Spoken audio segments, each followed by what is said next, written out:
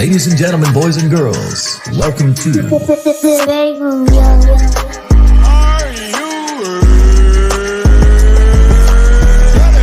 your favorite rapper's favorite podcast. See, this is why I like your show. You're very charismatic. You know the right things to say.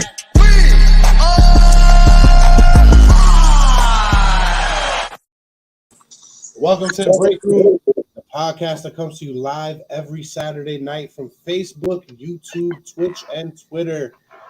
How's everybody doing tonight? Doing all right, sir. Doing okay. Doing all right. Pretty good. Good evening. Sunshine. A little under the weather, but try to hang in there as much as possible. Fellow Picture.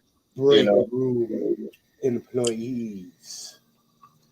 I could have more scantily clad women around, respectably clad women. How was y'all work week? It's midway right now, but not so bad. Crazy. It's shit. I hear you. How about you, Jay? You managing the shit out of that place? It's complicated. I'm gonna take that Putting as a those yes. old people online. I've seen Happy Gilmore. I know what you got to do. It's all good. You want to say on camera.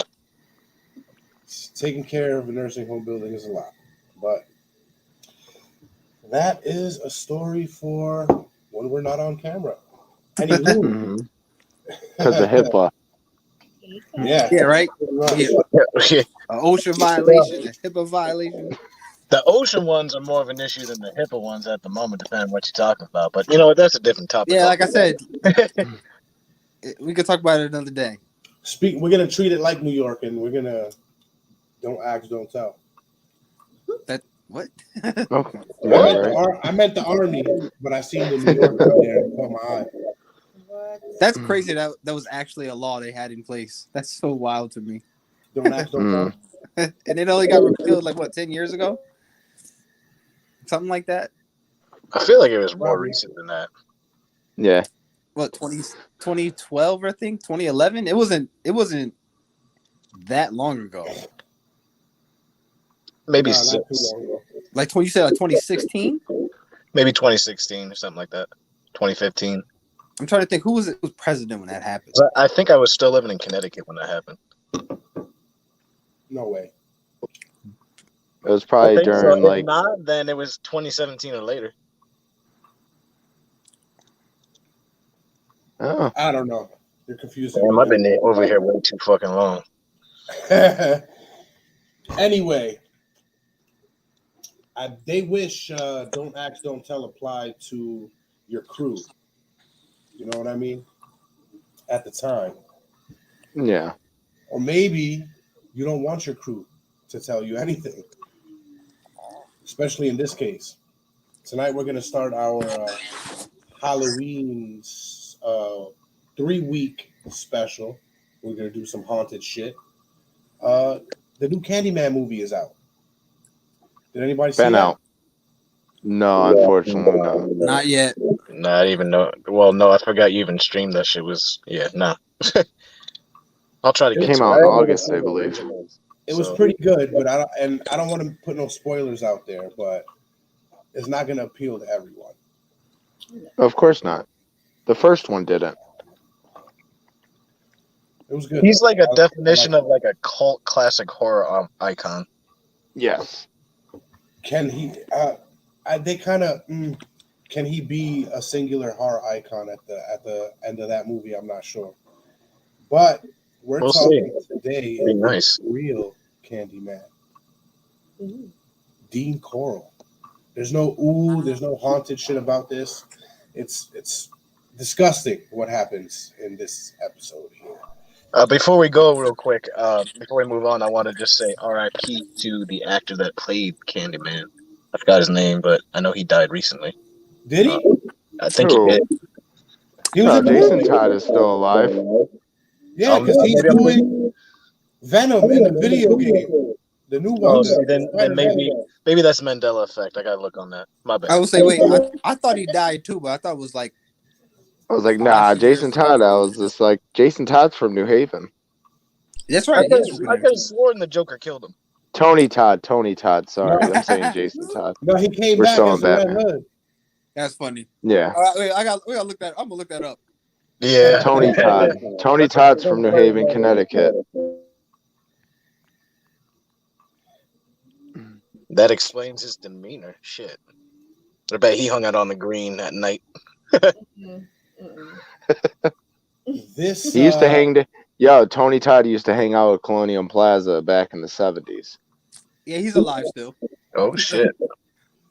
All right. Well, I retract that statement. Hope you continue to live well.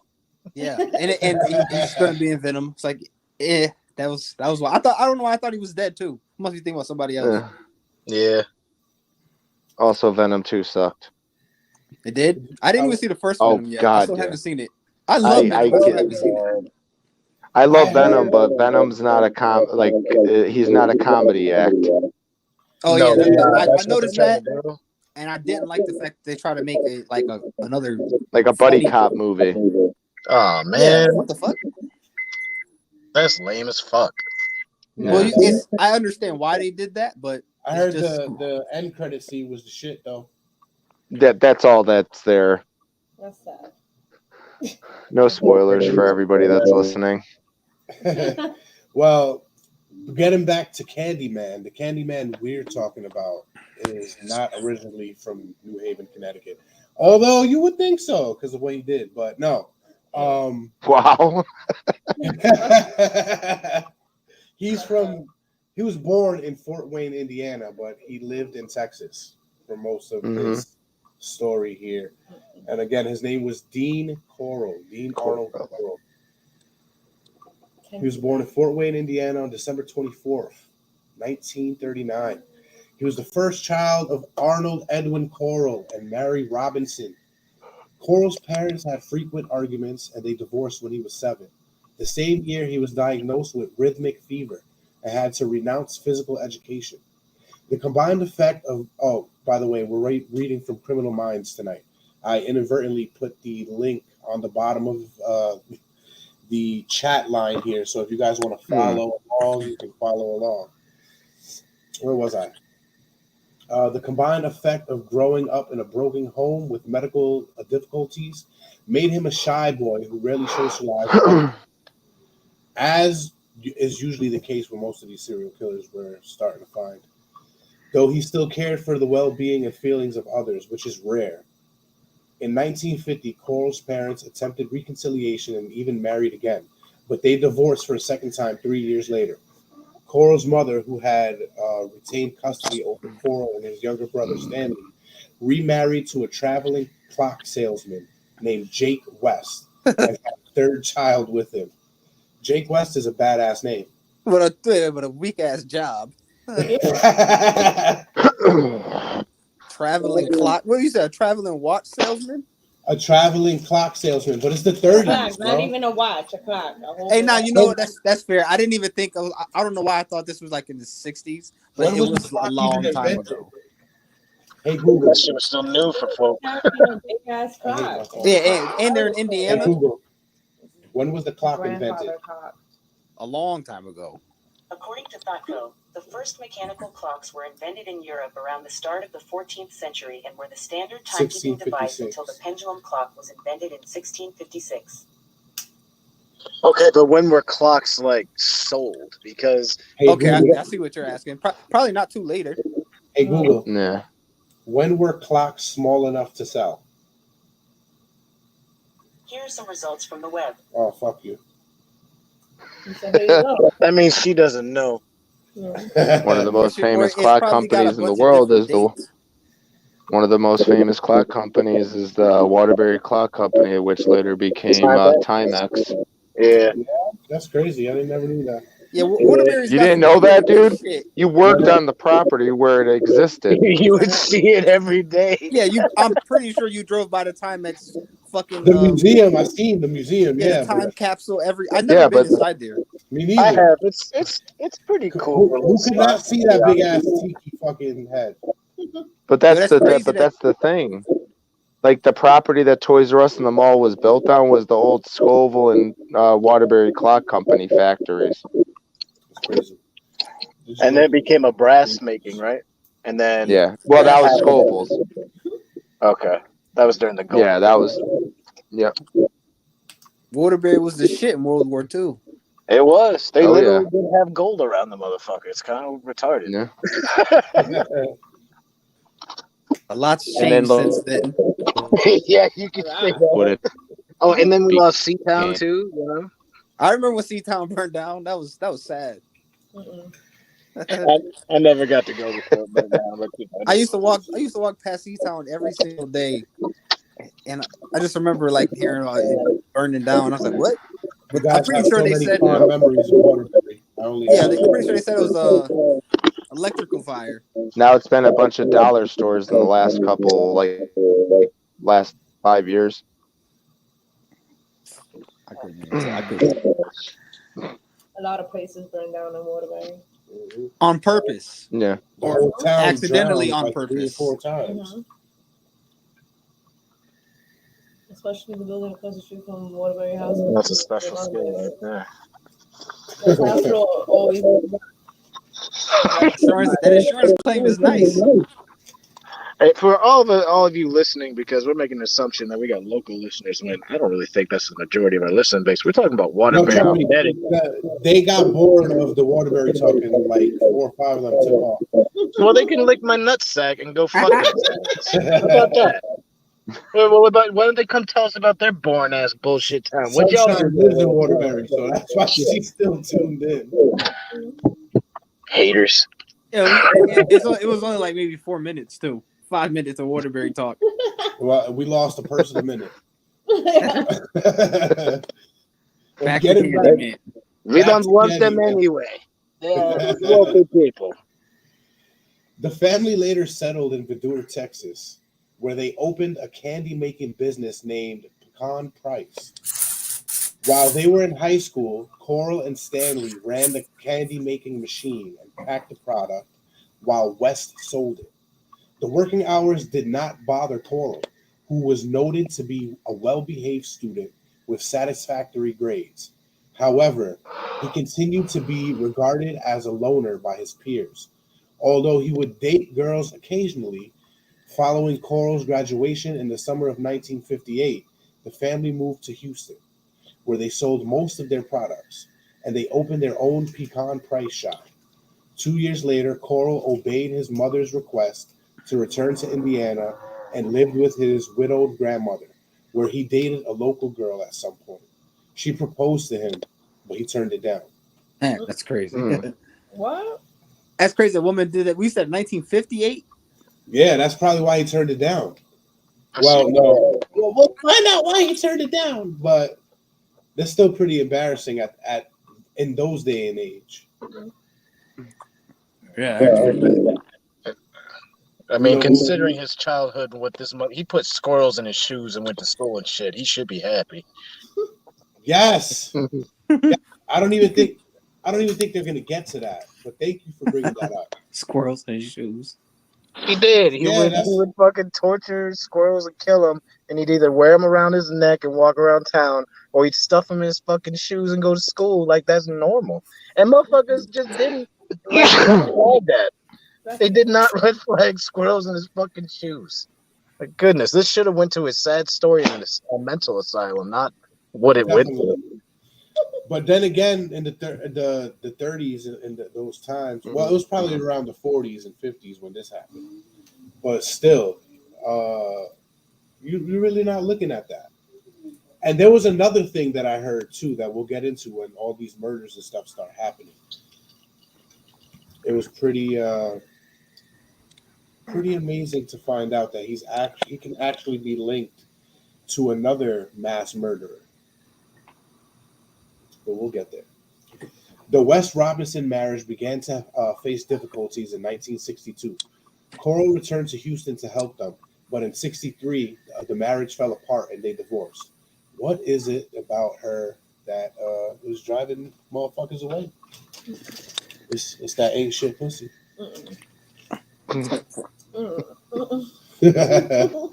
It's probably both with those two. She was probably fucking crazy. Yeah, he probably was just as crazy or even worse. Right? It was like if Morticia had 2 boys instead of a girl and divorced They were both Gomez Pugsley. and remarried. Yeah. Do you really want to be with a woman that has 2 Pugsleys? She's creepy. They're creepy. No. You want to get away from that. Robinson opened her own candy business and made Corll vice president. The same year, one of Robinson's teenage male employees complained about Corll making sexual advances towards him, but she simply fired the boy. So he's grabbing somebody's dick and she's firing the kid, so he doesn't tell everybody that he's gay. Yeah. And she denied it a lot, a whole fucking lot. Oh yeah. For years, even after She more than denied it. She did. She was how you say an enabler. Where was I? They fired the kid. No, exploring his experiences in life. He's gonna settle down soon. There.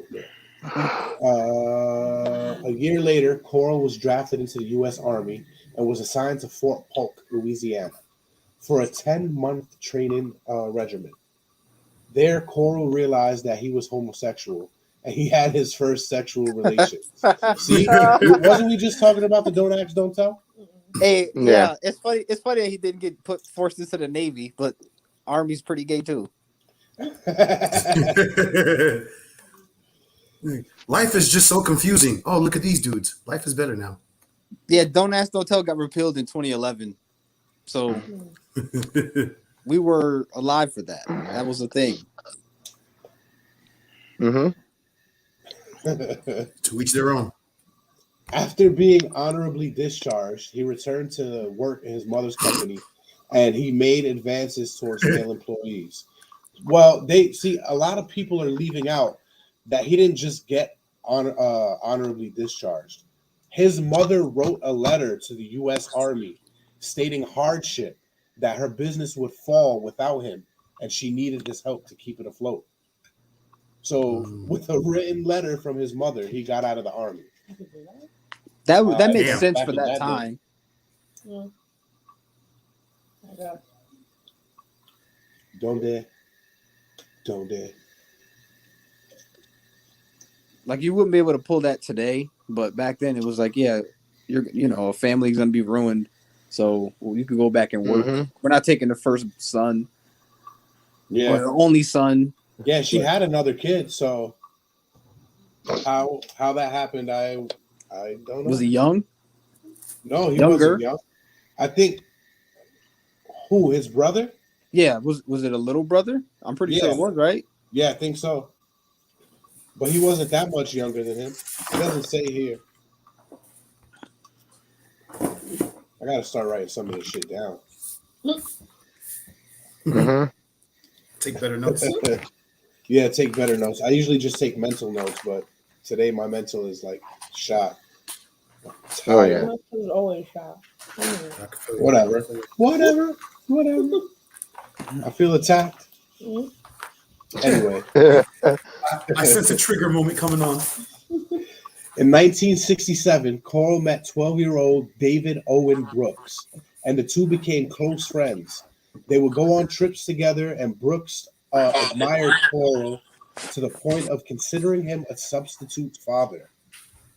However, the relationship took a darker turn in 1969 when Corll paid Brooks What a date. to perform oral sex on him. See? That's Hey, 69. 69. Now hold on, there's no 69 going on, and let me specify this real quick, all right? Because it just says he paid him to perform oral sex on him. Now let me tell you that Dean didn't pay the kid for the kid to suck Dean's dick. The kid was paid to get his dick sucked by Dean. Yeah, pretty gay. Pretty He good. was pretty sure of his sexual orientation. Sexuality. Yeah. Wet noodle. And it was younger boys. But I mean, I guess by today's standards, people would argue if his sexual orientation was actually gay or pedophilic. However, Comma. us normal people don't see pedophilia as a sexual orientation, No, nor do we say that he's a pedophile straight out. All right, he's a gay pedophile. Just the simple fact that he still had relations with a gay man for the first time in the army. Yeah. Which had to be his age. Couldn't have been a minor. So, getting back, what did the Houston murders started taking place?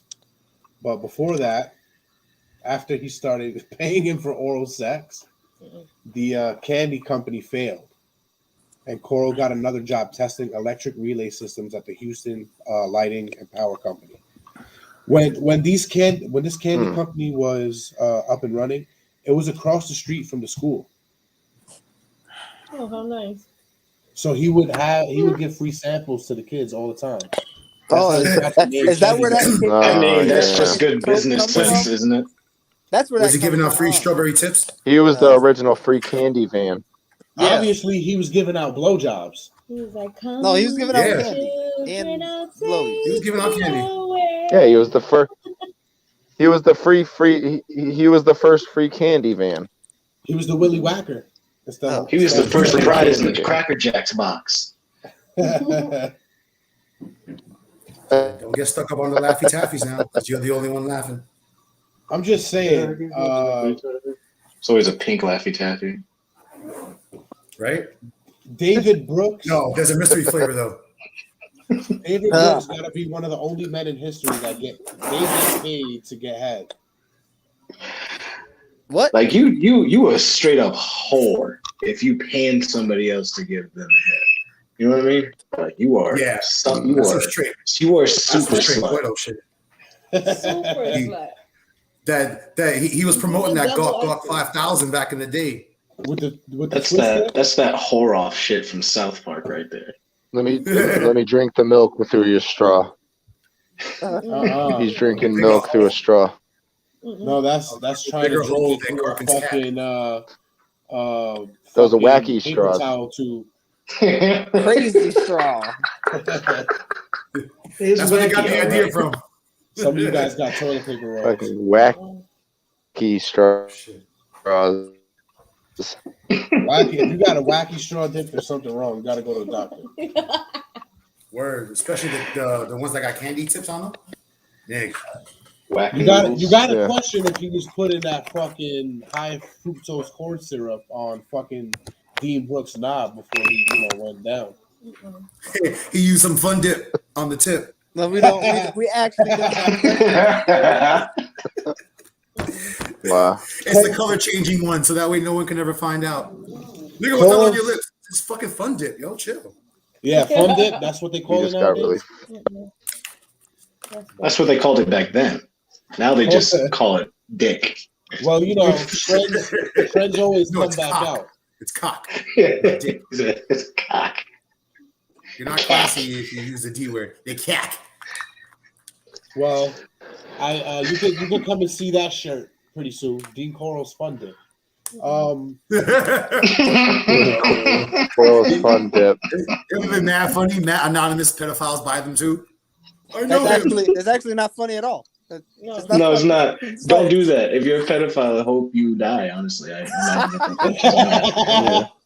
don't buy our not shirts, pulling don't punches. Support, just walk into oncoming traffic. This is look. We're gonna be put in the category of hate speech. We keep that up, so we should probably stop. Don't I don't care. I do hate walk them. in I do oncoming hate traffic, pedophiles. That's a valid statement. No. I'm not gonna lie on that. Like, don't even walk in. I say don't even walk got into traffic because you might fuck someone else's life up. Right? Just find a nice Ruin high somebody rise else's and just car. jump off. Right? Yeah. Or find I yourself can a free co-sign cinder that. block and a lake. Figure out the rest. Yeah. Right? Yeah. Get some cement shoes. Go for a swim. Call us later. Right? Definitely. Just think about don't- Tony and don't call Italy, us. and count to 100. Corll's first known murder victim was Jeffrey Coleman, a student at the University of Texas in Austin. whom he abducted while hitchhiking on September 25th, 1970. Conan's body was later buried in High Island Beach. Around the time of Conan's murder, Brooks interpreted Corll in the Brooks interrupted Corll in the I thought you actually farted. What's that? I was like, I had a brain that was a fart. loud one. He is known for that. He is very well known for that. My man tooted over there. If you go back into the archives, I'm pretty sure you can hear one or two of them. Back when you had your shit bucket under there? No, there's no shit. Ice bucket. That's a weird way to call it, but whatever, the bucket. Yeah, well, in some clubs, in some bars, buckets of fun inside the urinal. Brooks interrupted Corll in the act of raping 2 teenage boys, whom he strapped to a torture board. Corll promised Brooks in the car in return for his silence, and he accepted the offer. What? What did he promise him? Probably Turkish delights. More fun. It definitely wasn't candy. Turkish delights. Clearly, probably candy. More it was fun. Special edition blow pop. Yeah, more money to see Now how many later. minutes it takes to get to the center. He's going to introduce him to his new line of rocket pops. Around this time, he was ensuring him that he wasn't killing these boys. And by the way, that torture board, let me see if I can pull it up. It was like a fucking... It still exists. Plywood. Yeah, but Dean Corll's torture board, I meant. Is it the one where he just spun him around, just kept throwing daggers and caught him at the sweet spot? Working on his No. We call that the whirly gig, and that's actually a fun activity with consenting adults. Yeah, right? Hey, this is fun. You're not gonna cut me, are you? If you go to the right axe throwing club, you can actually do that, but you have to go to the right one. There is no right one, and they only. It's usually in the ones works. that get cut.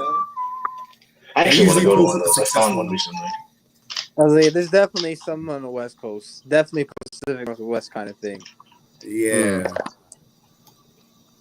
Oh, that torture board. That should look like something you take. Does it off have of a dimensions? construction site. Look at that shit. That's something. That's a that's a dresser from fucking Walmart. It's like a straight up default piece of That's the top plywood. shelf in Costco. He said, "Oh, that torture board, a piece of fucking plywood." They sell it over at Kinko's. It looked like he fucked the 3 holes in the board just to get it there. He robbed about 2 cops to get those handcuffs back in the day. He was definitely You can't just fucking buy some handcuffs. holes, but it wasn't the board. gross." That's disgusting, Jay. I'm gonna keep Really, Matt, reading funny. these deaths, but I want to let you know that there's a lot of different things that I heard. All right, some people said he did it while they were alive, but most of the time I heard Dean would kill them first and then rape their bodies after.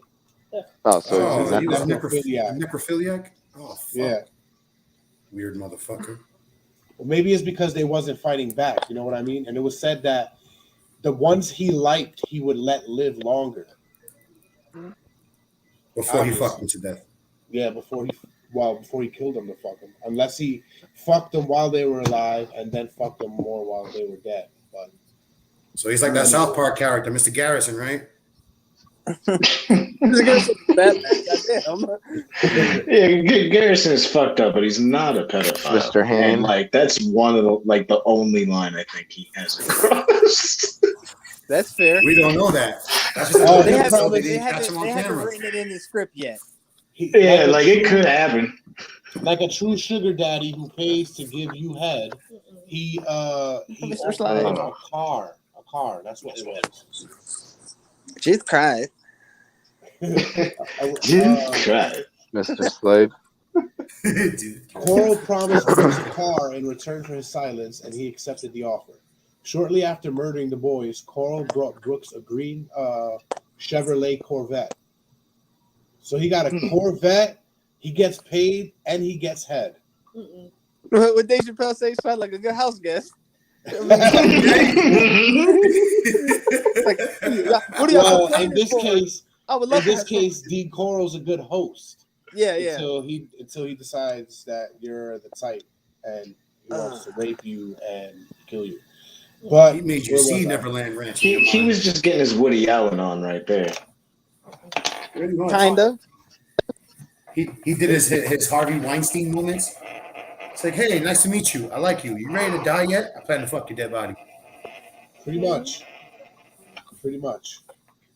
But it's weird. And you know what's funny too? I read something a while back that the mind of certain serial killers, before they kill their victims, sometimes they tell their victims who they really are or what they do before killing them, which I find is a little bit more horrendous.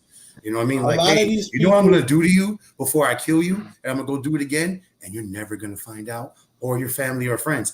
And bam, they kill you. But it's a fucked up way that, you know, they do shit like that to kind of like make you remember them as you go to the beyond. Well, here's a little serial killer gem for you guys. They found out who the Zodiac killer was. Bullshit. Supposedly. Nah, They just blame the first person. Hey, listen, if that's actually, what's his name, Gary, whatever fucking Greg, it's a distraction from a whole bunch of more important shit going on in society. Yeah, he's probably a person of power, like a senator or somebody in Congress, politician. They're like, fuck, it was him. Yo, chill, we gotta wrap this Zodiac shit was next. Just blame it on somebody. Quick fun fact: my dad met the Zodiac, and he also interviewed Richard Ramirez for a job. Wait. Rich Ramirez part, okay. You said he met the Zodiac? So when my dad was a kid, the Zodiac was prowling around Sacramento in the neighborhood that my dad lived in. And he was out and about. And one day he came across a man who offered him candy and asked him to come along. And he was like, no, I'm not going to do that. And he went and told my grandmother. It was like, I think I met him out there. And she was like, boy, go back outside. You didn't meet no man or whatever. Just go back outside and play. But the timing is correct that it could have been him. It said it looked like the descriptions of him. It looked like the man, but he didn't go with him. And then later on in life, he interviewed Richard Ramirez for a job. Wait. He, like, your dad was the boss and Rich Ramirez applied for a job? I don't know if he was like the head boss, but he was at least a hiring manager. The guy in charge of hiring. HR. Yeah, he was at least that hand part of what was going on in the interview. That's wild. The hand part? I mean, Candyman going around right now. Richard Ramirez could be a pretty common name. It was I don't know. I think the pentagram on the hand gave it away. It wasn't actually Richard Ramirez. There's a lot of Ramirez's in California, dog. I don't know why all of a sudden you feel like you need to doubt my dad's experience. I'm not. Oh, I know you're not. I'm talking about Jay over here munching and crunching. You could put any Richard Ramirez. It's like, oh, the wrong Mexican. I believe you, Vato. I can assure you, I did not pay this chicken wing before I did this. That's funny. But yeah. No, I could believe that. It's a small world. Indeed. That's crazy. The world's getting smaller by the year. True. Mm-hmm. Or flatter, depending on who you talk to. Yeah, that too.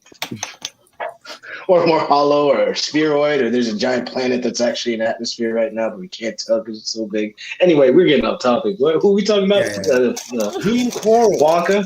So at the time, we were at where Corll offered Brooks $200 for any boy he could lure to his apartment. Mm-hmm.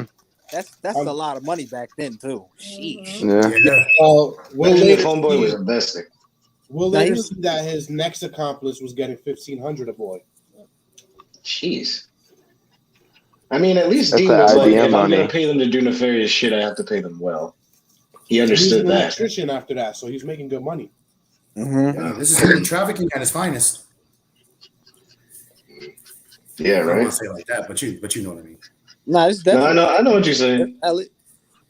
On December 13th, Brooks lured two boys away from a religious rally, and Corll raped and killed them. On January 30th, 1971, Corll and Brooks encountered two boys walking home. The boys were lured to Corll's van and driven to his apartment, where they were raped and killed. Their bodies were then buried in a boat shed he owned. That boat shed he didn't own, he rented. And in that boat shed, he was digging a trench. So the Wasn't the Brooks one that went- was like within a mile of his home, and on that, because I was listening to that podcast you were talking about, and I think they were talking about like just the hokey dude getting paid $5 an hour, just not giving a shit that he's coming with shovels, just like, yeah, no, I gotta make it deeper. I gotta make it deeper, man. Don't worry about what I'm doing it for. Just And they chill. said- This is my project. They said sometimes he would be in there for an hour or two. Other times he would be in there for the whole day. Just digging away. Just coming up with new fucked Need up some ways water? to use that trench. Hot out here. Fucking Hey, you boys yokels. like candy and dark places? Well, follow me, bro. What's your name? Doesn't matter. Let's go play laser tag. candy. Let's go play these Attack in the Woods. The winner never gets home. I mean, it's a surprise. It's a surprise. I'm pretty sure it wasn't a laser that was tagging him. That's crazy. Pretty sure there was fun dip involved. That would have been far more enjoyable, I think. Dean Corll's No. fun. What, fun dip? Get yours today. No, a laser. It's like you Although gotta kill me. AC Let me see a real 130s now laser. have hard lasers, so we got hard lasers, so maybe not. Anyway, Between I think March you wanna and use May, that. Corll abducted and killed 3 more victims with Brooks' help. On August 17th, Corll and Brooks encountered an acquaintance of Brooks named Reuben Henley. Walking home from a movie theater, Corll subsequently took Henley to his home and strangled him to death. In the winter of 1971, Brooks lured Elmer Wayne Henley, which is his next accomplice. Henley, right? As a new victim. Mm-hmm. For reasons unknown, Corll spared him, offered Henley the same fee of $200 for any boy he could lure to Corll's apartment, which is crazy because, like I told you, I heard it was $1,500, not $200. Well, $200 could be the equivalent of $1,500 now. Or it could have been a total of $1,500 that they made from all the boys that they lured to death. true. No, That comes off at an odd number, so he must have brought in a midget and only got half price. He got a 5-foot discount. Are you good at hiding in small places and snatching people your size? but you can only do about Yeah. 5 things. Yeah, I can do that. You can't trust a man with candy unless there's a midget around. What? What? That needs to be a t-shirt now. I want to test Candy that plus rule. midget. You need some ice? Candy plus midget equals I can trust you. No, we don't condone any belittling of little people here. I'm not belittling here. Yeah, It's called being included. You see little people, you generally get happy. You can't be mad at a little person. No, you They- You generally get happy. You get happy because that's the type of porn that you like. No, what? See, now Nuggets. you're kind of bringing it down. Like we were kind of on the level, and you talking about little people porn. What's wrong with that? It's okay to stand up while everyone else is on their hands and knees. It's okay. Everybody's gonna get that glory hole. So, this right here is Some where I told you we were People going to need get a step into stool where, for that hole. what? A step stool for that toadstool.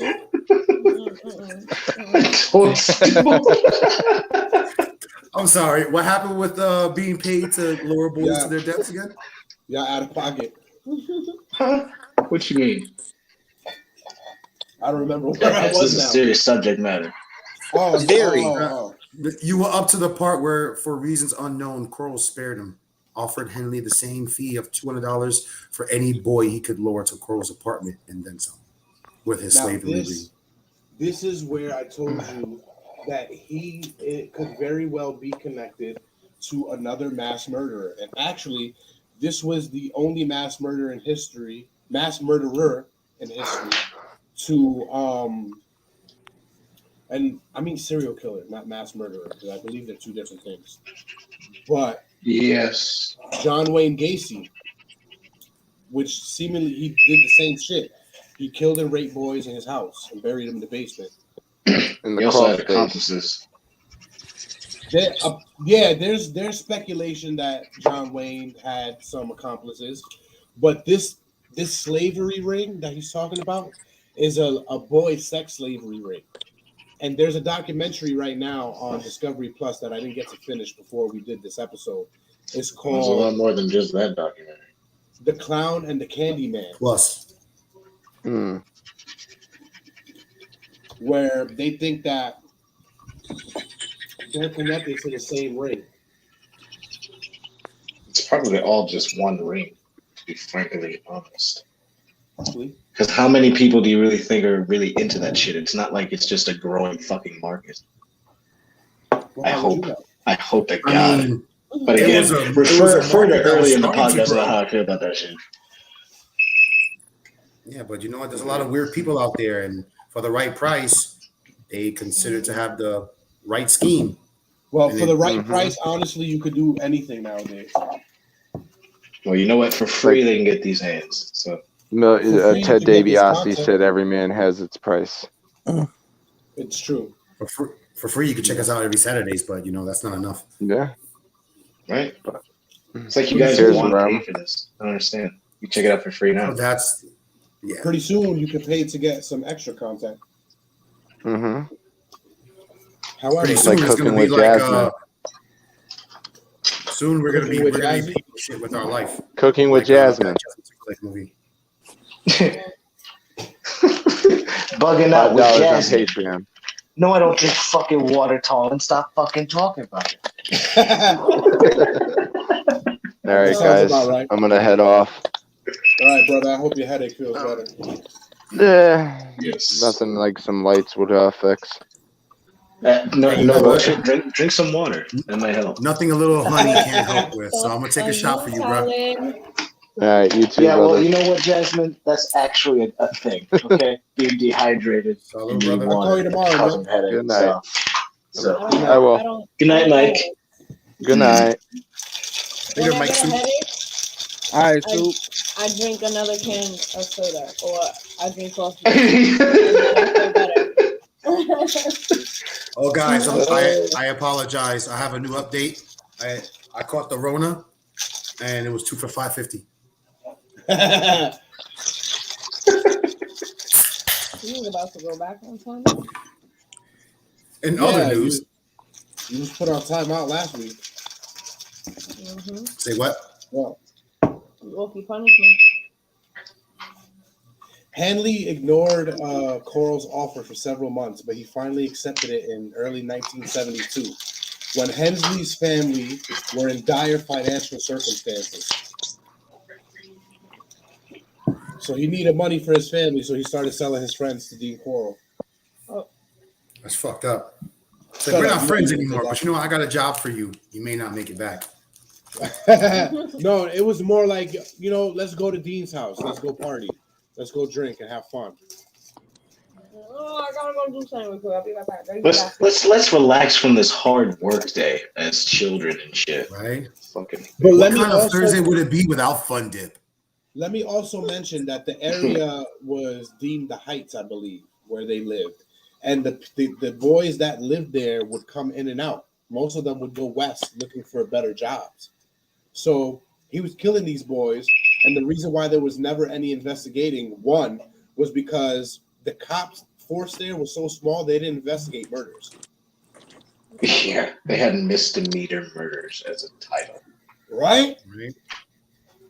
Misdemeanor. I think that they said that they would spend like maybe an hour on a murder and then just fucking fuck off. Like, I can't believe that. That's all like Super Troopers. Yeah, right. Do my job for 40 minutes. It's like, all right, that's enough.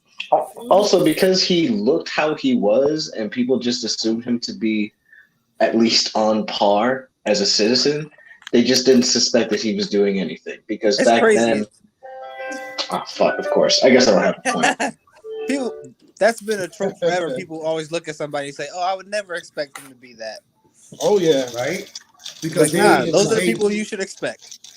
Exactly. Always Like expect they them. focus their life on a certain lifestyle that would fit the mold. Why wouldn't you think they're up to some shit? Especially if you went to the army, you know, honorably discharged, or was he honorably discharging on people? We established that the mother's boy got a pass because he got a note from his mother. That's some pussy shit. You really gonna send a letter like, I need him to come home. No more of this. I need him. Just and the for it to business get still closed down failed. anyway. And the business still failed. Exactly. The fuck out, man. I'm like, man, you suck at life. Whatever so works. Does your son. Hey, it happened. He became the, you know, the wrong side of what he wants. On March 24th, 1972, the trio encountered an acquaintance of Henley's, Frank Aguirre. When he was leaving a restaurant, they convinced Aguirre to come to Corll's apartment with the promise of drinking beer and smoking marijuana. There, Corll pushed it. He would have definitely. You gonna light up? I'm going. He would have definitely. It's a party now. Miguel would have been one of his victims.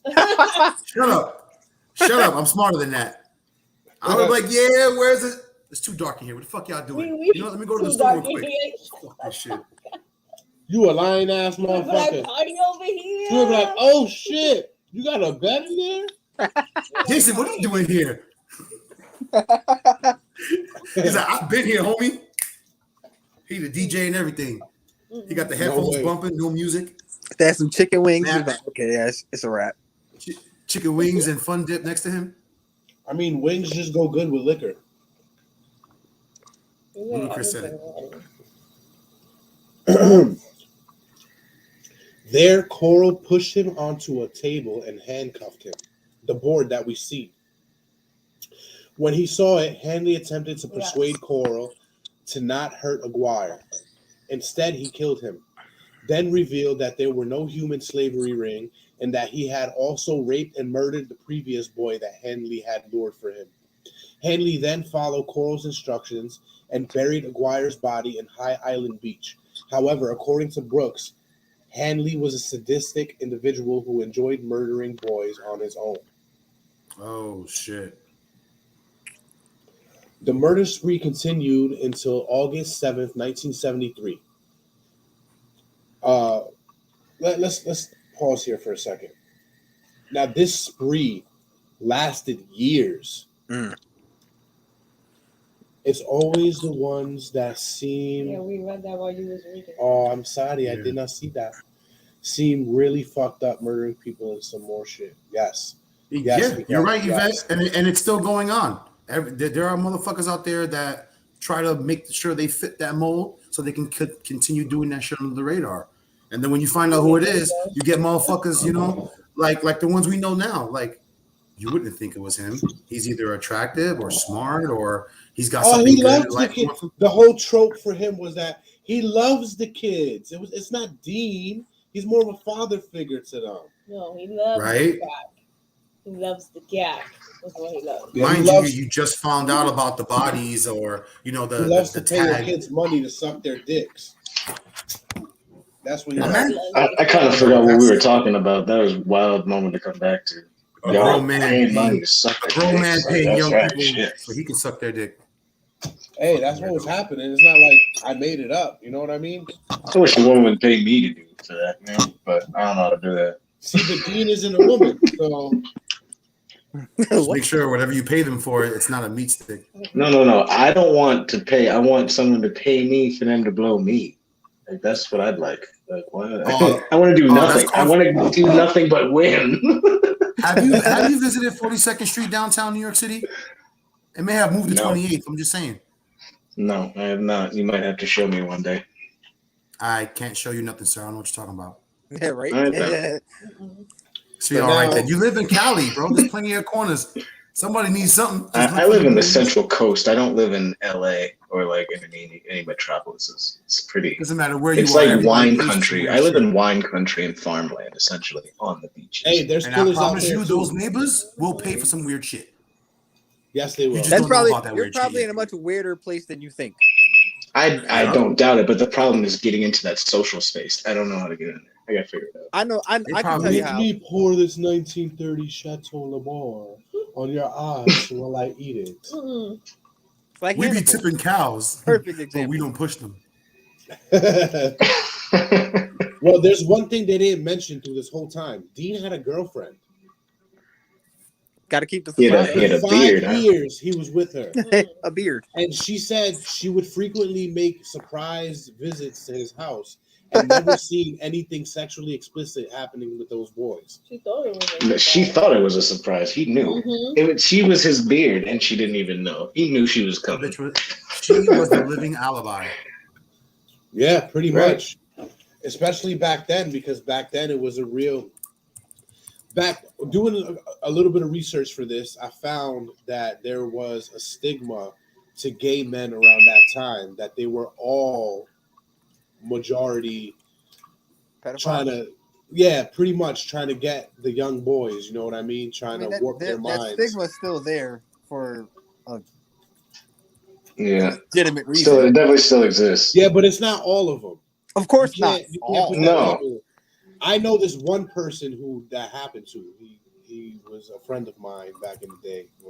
Hey, you know the fitness dude, Sean T?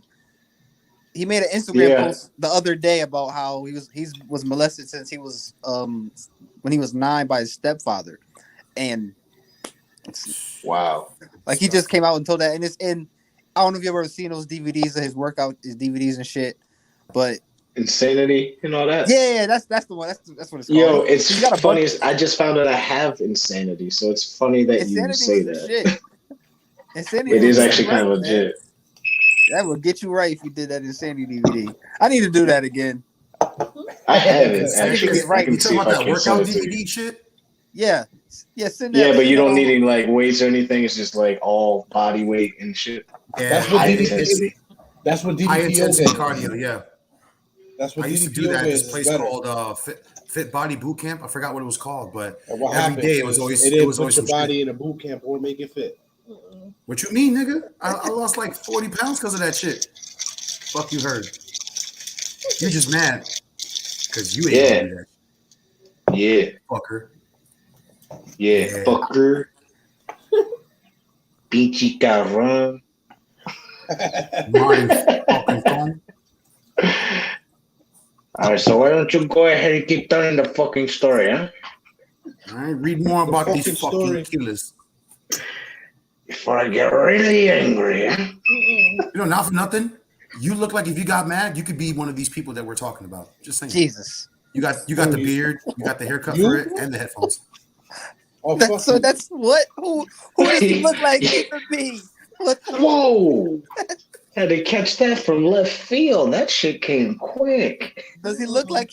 This is bad. That was bad. I'm not even gonna add to that. Gacy. He doesn't look like Gacy. We already got a Bundy, so we can't fit that mold over anymore. Be original, bitch. Just get yourself a kitchen knife and be original. You can even get in line behind the other billion people on this planet that haven't called me fucking Ted Bundy. If you want to do that, I would legitimately have changed my last name already if I was you. I would have been like, why would I do that? I don't want to roll with that last name no more. See, it's actually worse because Bundy is also supposed to be one of the 13 ruling families of a planet. So I actually would prefer people who are like, are you like an evil elitist? It's like, if you keep saying it, maybe they'll wonder and I'll go up in status. I was just talking to Mike about that before we started. What's more popular, 13 Families or Ted Bundy, one of the most notable serial killers in American history? Definitely Ted Bundy. They just made a movie about him. Exactly. I'm just saying. Yeah, but the other I thing would prefer the worst it's outcome. not known. You know what I mean? It's not a big known thing. The 13 Families? Yeah. Yeah, it's not. No, it's that's not. something only a Bundy can tell us, right, Mr. Bundy? That's something we should do an episode about in the future. Yeah. There's only like 3 or 4 families that really matter. So, but yeah, that would definitely be a pretty good idea. Like they all but why matter, do they matter? There's only 4 that's like a bigger deal. Because they're never mind. I was gonna make a bad joke. Your face looked like you had a bad joke in mind. You're like, hey, you know it was. I wanted to say it so bad. Made my tongue tingle. Your face, however, looks like a bad joke.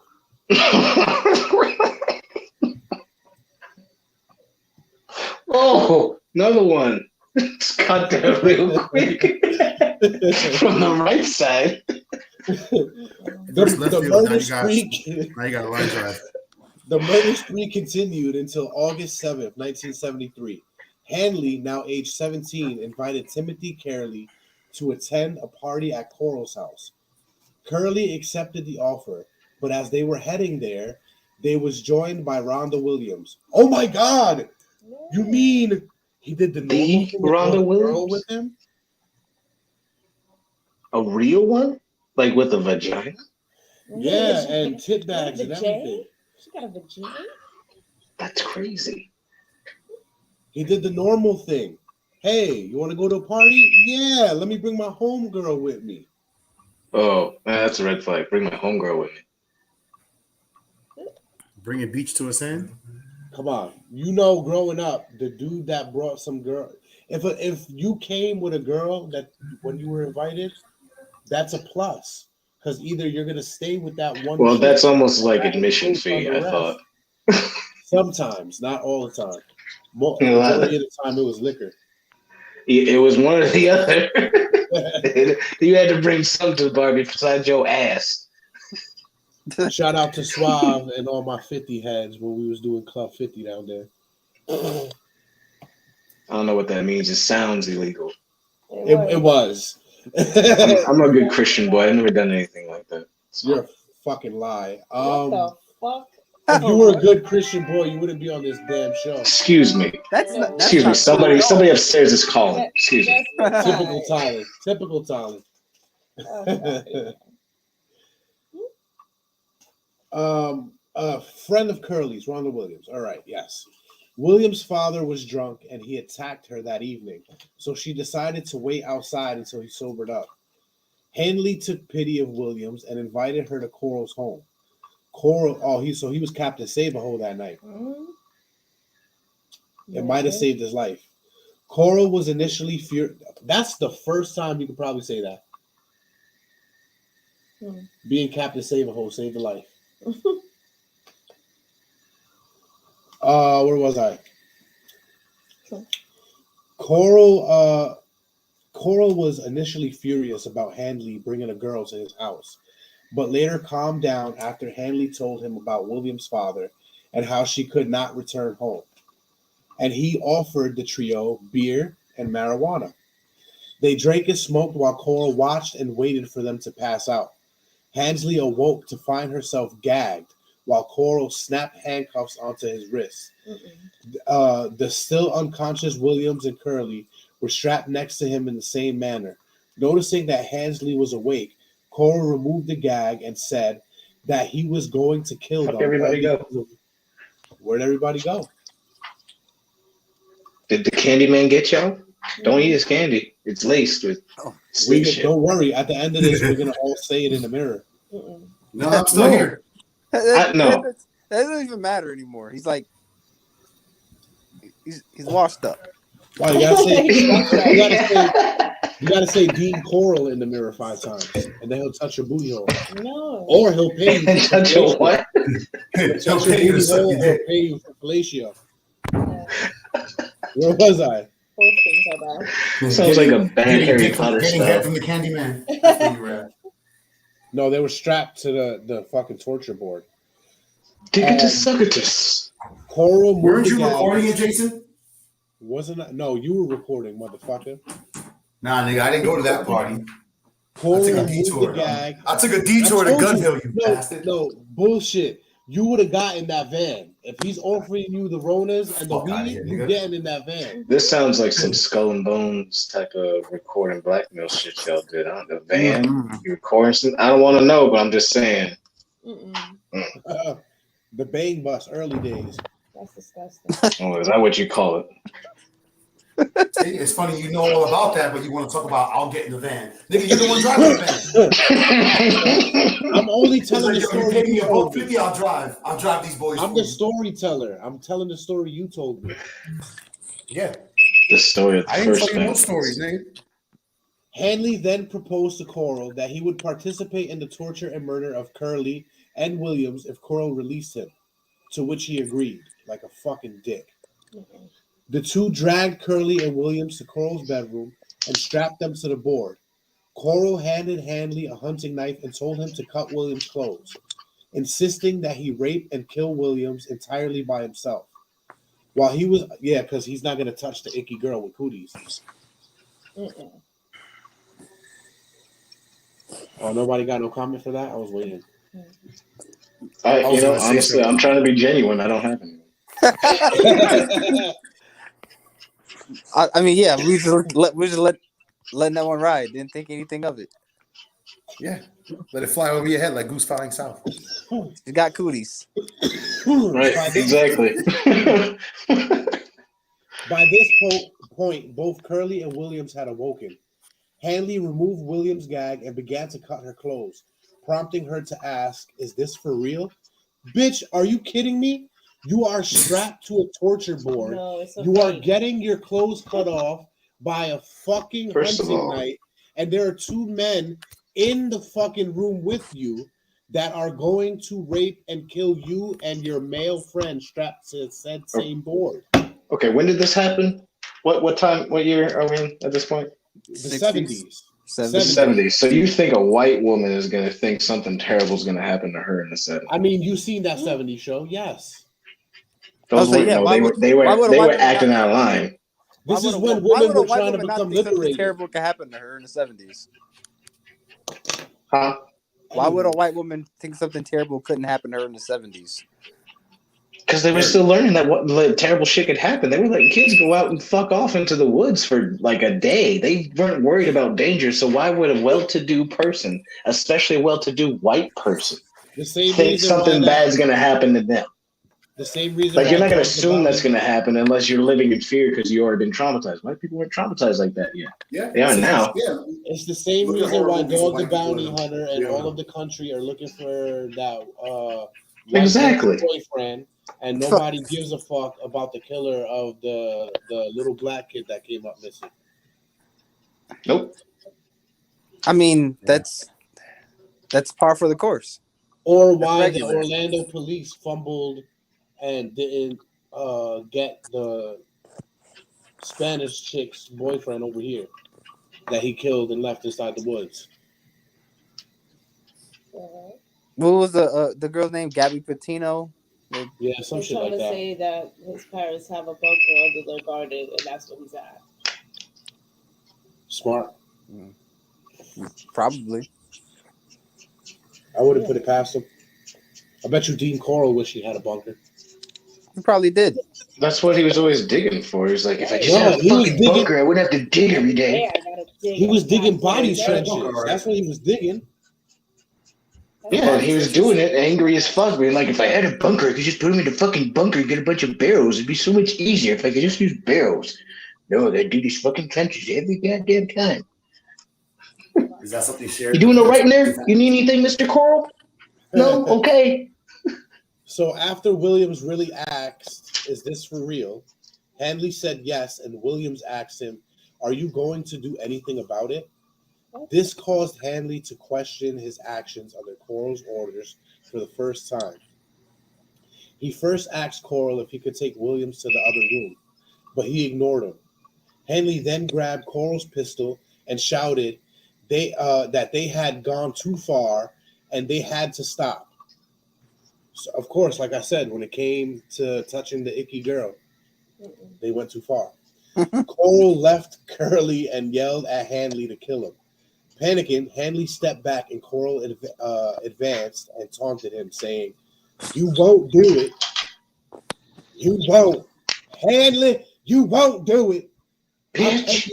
I'll pay you good goddamn money for these boys and their booty holes. Nobody told you to bring these cooties into my house, Hensley. It's yours fucking fault. And right now, you need to take this woman into the next room and do what you were paid to do." He didn't say all of that. He just said, "You won't do it." I was going to say, that's a long, direct quote. Word. Did you do any writing for, like, these killers? Like, It's hey, like that's like an on-site witness quote. You know what I'm saying? Did they pay you $200 to come up with that alibi? I went back coming back with some lunch, being like, "Oh shit," dropping burgers. Like, I don't know what I got into, but I quit. Okay, I quit. All he paid me to do was get lunch and coffee. I swear that's all I did. I had nothing to do with the murders. Lunch and coffee. Coffee and death. Henley then fired a shot at Corll. Pow! Hitting him in the forehead. But the bullet failed to penetrate his skull. What Great. the fuck? Huh? That was Michael Myers? You do know that's like one of the hardest parts of your body. Yeah, but come on, bro. Yeah, but okay, it's still kind of crazy to get shot in the head and then you deflect it. Yeah, right?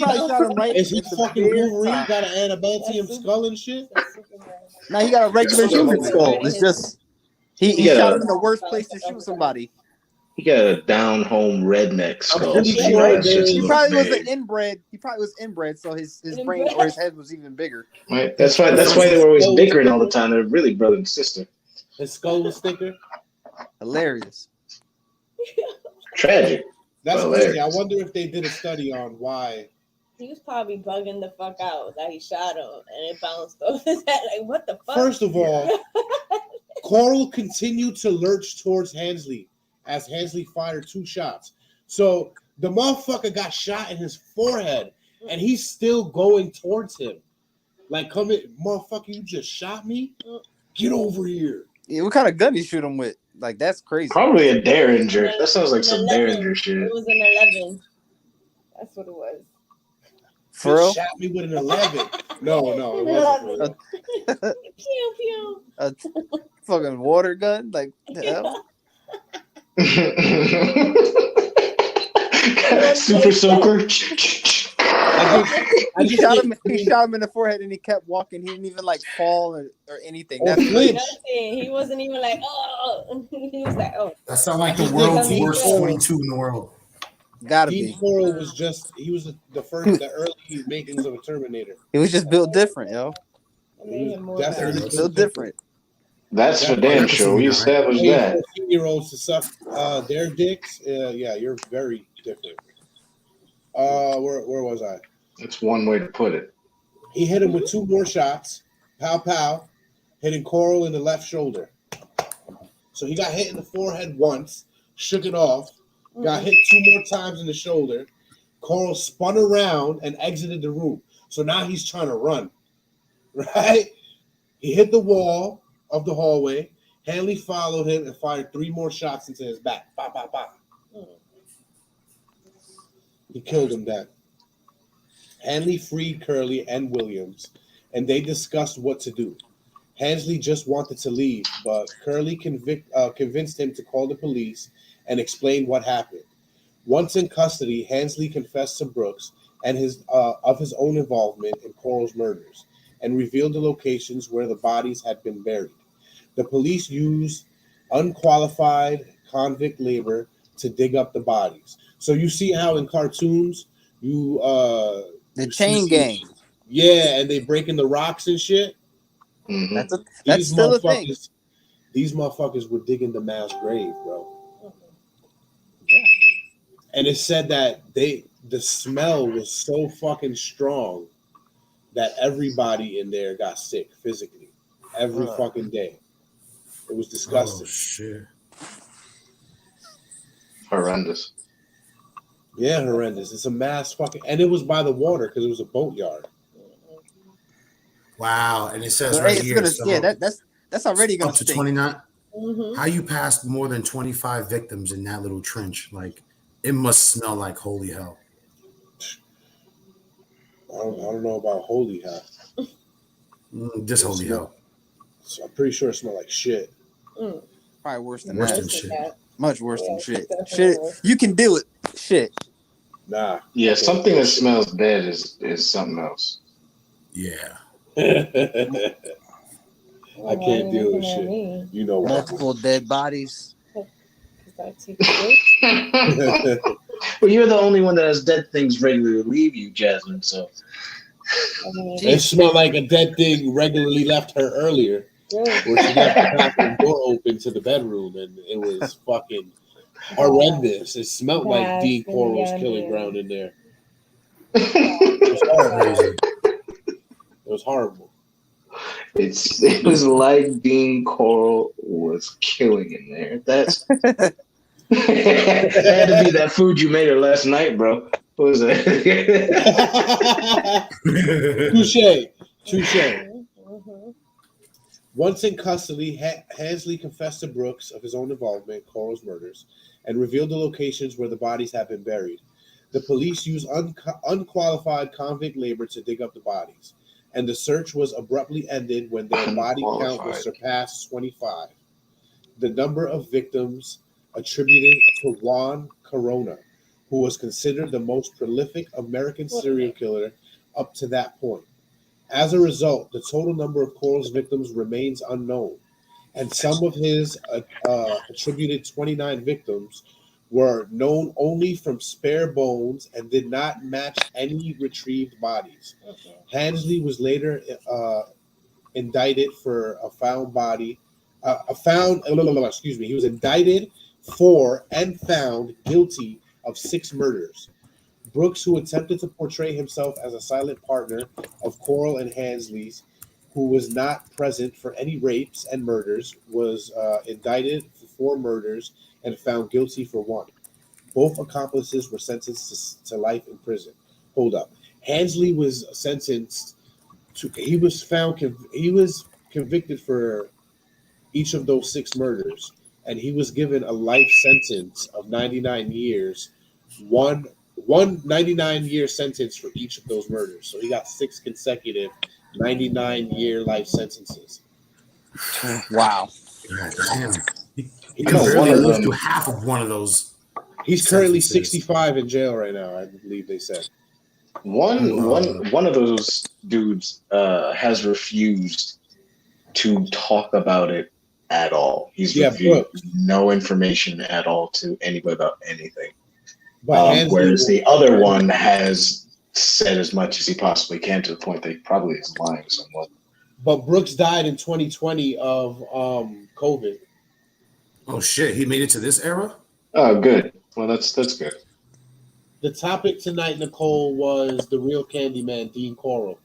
He was a man who, with 2 accomplices, raped and killed 29 male victims, young teenage boys at the time. And it all started when he would lure them to his candy shop, which he was making pralines and shit. And he would pay for giving them head. So he would give them money to give them head. But it was, now we could try to get a little bit into this, where it was said that a statewide sex ring was happening. I mean, not a statewide, a countrywide sex ring was happening. And this is where Gacy may be connected to Dean Corll. And Gacy is the one to break Dean Corll's record of killing. He had, I think, 38. And I believe he was quoted as saying, "I beat Corll." It was a competition between the two. Because they were seemingly in the same sex They're in the same field of work. No, they were in the same sex ring. So they were even closer, moving young boys across the United States just for sex slavery. Yeah.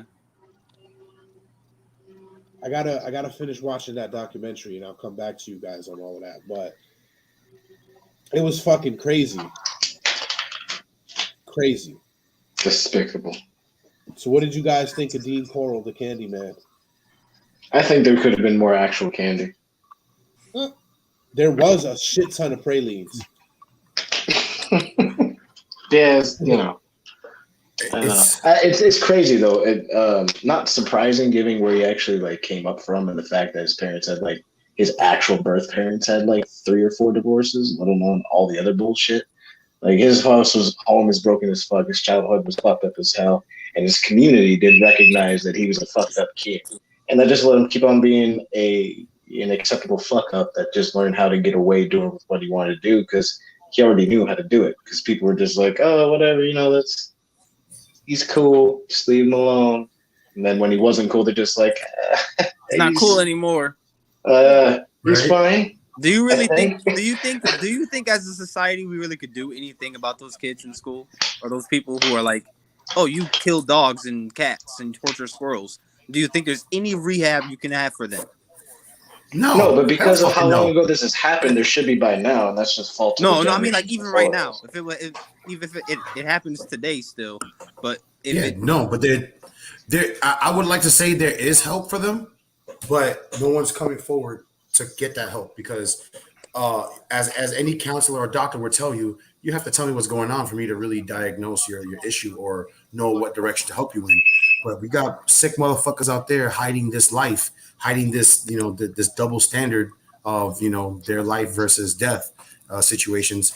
They're not, it's hard to help them because they're going to keep pathologically lying to stay out of the radar of others of like catching those red flags. Like, yo, we need to get this motherfucker locked up.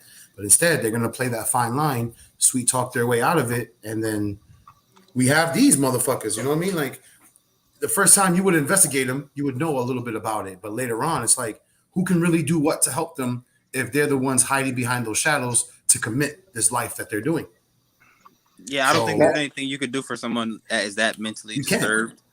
I don't think if you notice somebody who's mentally disturbed early, you better do something fast. Snatch that motherfucker up, put him in the program.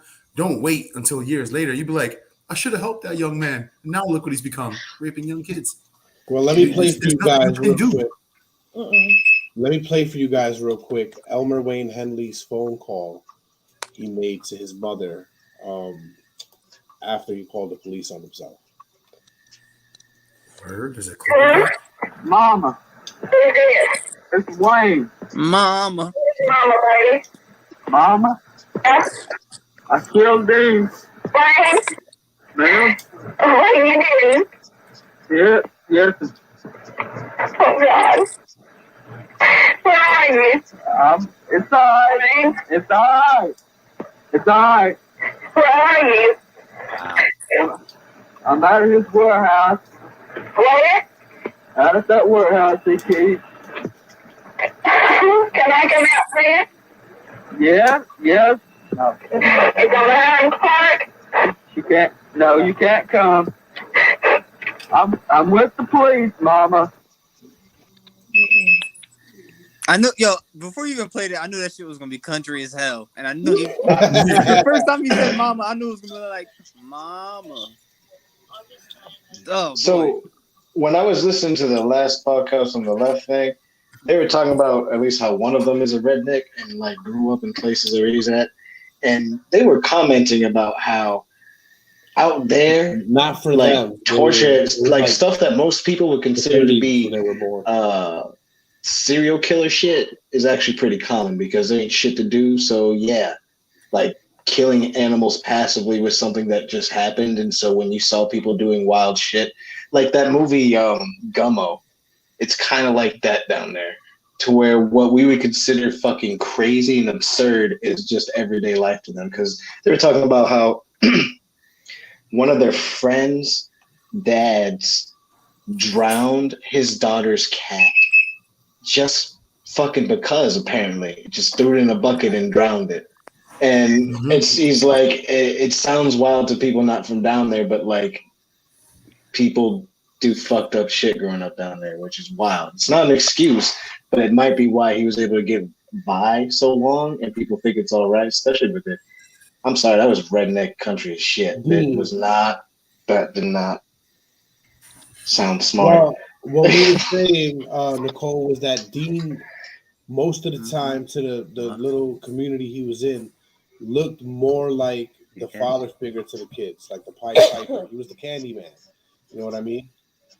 Right. He, yes, very sick, Tamby. Very sick. If you would have came in earlier, you probably would have threw up. That's how sick this was today.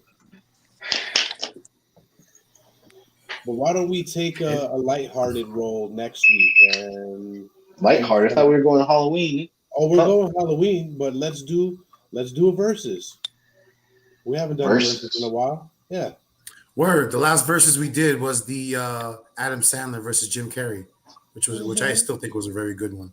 It's been that long. It's been that long. Yeah, it's been that long. Let's do vampires versus werewolves.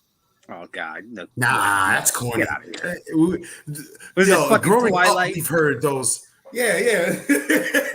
Let's do something that can actually, Underworld. Yeah, but we could take it in multiple directions. We'll rate all movies. We'll rate the mythical beings themselves, and we'll have fun with it. Hey, to our viewers out there, you got any ideas? Jump on the show. Throw Definitely. A couple of suggestions out there. Go to the the Facebook page or the Instagram page, and let us know what you guys want to see next week. But don't take too long because I got to make those graphics. That's right. Mm-hmm. If you late, then it's fuck you. And then you got Mr. Bundy over here that's gonna be keeping an eye on you because fuck. Don't say it like that after talking about serial killers. Don't be saying that. No sympathy for you. You chose not to change your last name. I'm just saying. I'll put the question up tonight after the show on the Instagram page and the Facebook page.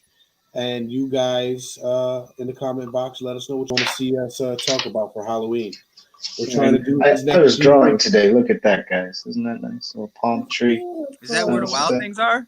Gacy I did like a little mountain rain. Gacy also had art that he stole from jail. Was that a duck? No, that was a mountain in like a desert. And then that's just a big ass palm tree. Yeah, Nicole, you're completely. I completely agree with her. There's a lot of shit to do in the country other than kill rabbits for just. I was not. Hey, Nicole, I was not giving excuses. I was just relaying what they said is common out there. That's why you don't want to live in those places. But I don't. Mm-hmm. I can see why people say that, but that's kind of like making an excuse for why people are fucked up. And what sounds nice for next week. Were you talking about the poll that we'll put up for you guys to tell us what you want to see? Or is it the vampires versus werewolves? Put the comments up. Yeah, you're here, so you get a vote. Or how, instead of, the mythical creatures, who's your favorite Halloween killer? Mike Myers, Jason. I don't like killers because they kill, so I don't have a favorite. We could do Jason versus Freddy versus Michael versus Chucky. Well, it's obviously not Chucky. Chucky's a joke. Chucky is a joke. But he has a big kill. Old Chucky. No, he doesn't. Because he has to. He's not that. Old Jason versus. But his kill count is fictitious, though. Old Chucky versus new Chucky. There's no comparison. Like, why we can't? Oh, never mind. I just shot myself in the foot with that. All these other kills are fictitious. The other ones. But I'm saying, classics versus remakes is what you're saying. You had to put your fucking soul in a doll just to kill somebody. You pussy. Classic horror movie. He really had no choice, but he could have just went to jail. Shout out to Tommy Wiseau for playing the killer in that movie. I thought that was hilarious. About the vampires versus werewolves? Hey, that's the only vote up here. So I guess that's where we gotta go. Tambi, thank you. I'm gonna be biased. You can tell by my name. Like I have an opinion on this already. Master Wolf. Oh, okay, yeah, I see now. Yeah. I fucks with wolves. So obviously he's gonna be a vampire fanatic. Exactly. Vampire movies are much better. So yeah, I think we can I'll give you that. Vampire lore. I don't know because to this day, one of the best fucking werewolf movies is American Werewolf in Paris. The Lost Boys. Yes. Every Lost vampire movie is better than that. What? That movie fucking sucks, and it has great special effects. What movie sucks? The American Werewolf and yeah, that movie fucking did not. That didn't age well. It didn't age well. I'll say that it did not age well. I wouldn't say sucks, but it's definitely not the first werewolf movie I'll think of. No, I mean I will it is what I think of because as a kid I didn't know it was a comedy. My dad had it on VHS. All I saw in the back was a picture of this dude turning into a werewolf, and it looked crazy. You've never seen the Lost Boys?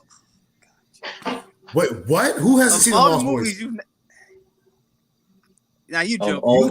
No, seriously, I You've never never seen seen Lost Lost Boys. Boys. Wow. Well, of course What the I haven't fuck? seen Lost Boys, but that's because I haven't Another boy. tried to. I guess Yeah, now dude, now I have an excuse. Now we got 2 for 2 on vampires versus werewolves. So we're gonna make this a good one next week. You know what? I Make think sure we should do it, but not like actual vampires versus werewolves, like in the movie or like the movie Underworld. Like which are better in pop culture, which are better in movies, and Yeah, we'll break it down. We'll break aspect. down the lore between them both, and then we'll break down whatever surrounds it, like stories, movies, books, whatever, comics. You know what I mean? Do you like life longevity, because both of them have been said to live a long time. Yeah, but I think the most ancient would be the vampire. Vampire, yeah. Werewolf is just like a fucking I mean, depending on how far you go in the lore, I think that would be. I don't know. We'll have to find out. We'll find out next week. What the fuck is up with vamps and lichens? Me, my break room ghouls and gals. Be sure to be here next week when we go head to head with the wolf and the bat.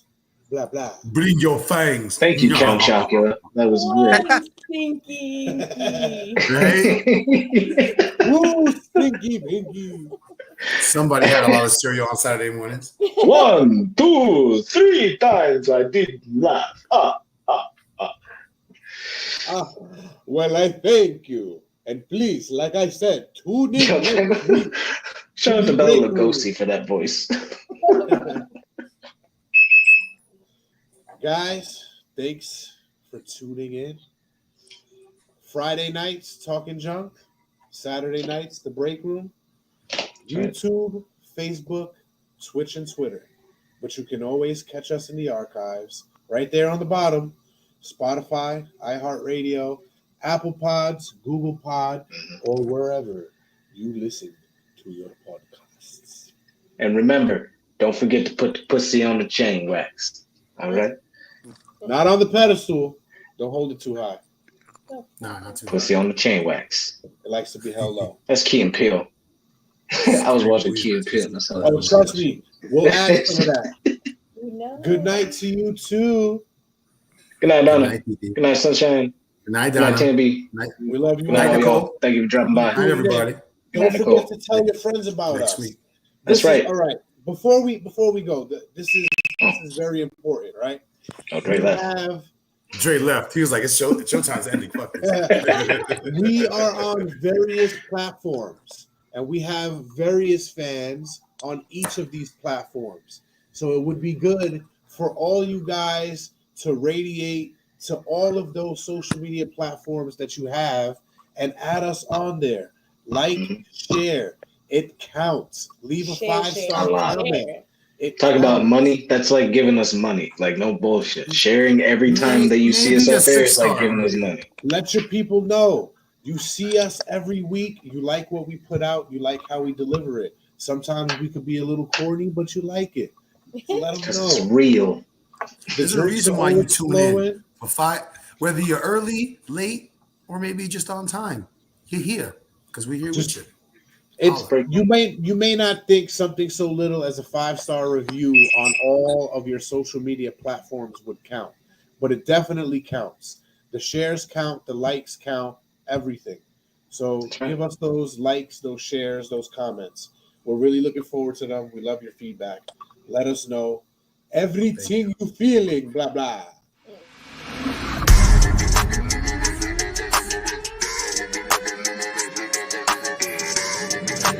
Ladies and gentlemen, boys and girls, welcome to BreakRoom.